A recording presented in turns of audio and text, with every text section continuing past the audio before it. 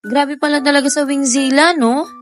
Kasi imagine this, sa 399 pesos lang may unlimited chicken wings ka na, plus pasta, fries, at drinks. Legit, parang birthday mo araw-araw. At kung mahilig ka naman sa sabaw, don't worry, Wingzilla got you. Just add 59 pesos, may unli ramen ka na. At grabe, natikman ko yung ramen nila. Yung sabaw, malasa at comforting, yung noodles, saktong lambot. Sa 59 pesos lang, aba, panalo na to. Natry ko yung sweet soy garlic. At in fairness, sobrang sarap.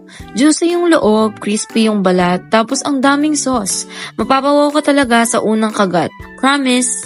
Order pasta, I tried the spaghetti, and to be honest, for me, nothing special sa spaghetti na to.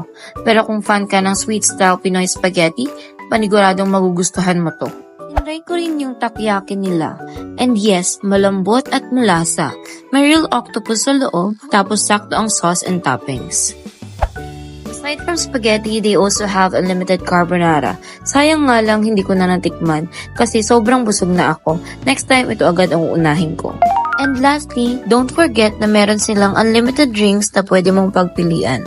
Kaya kung ang hanap mo ay only wings, drinks, fries, takoyaki at pasta, dito ka na sa Wingzilla Commonwealth. Tara na, let's go!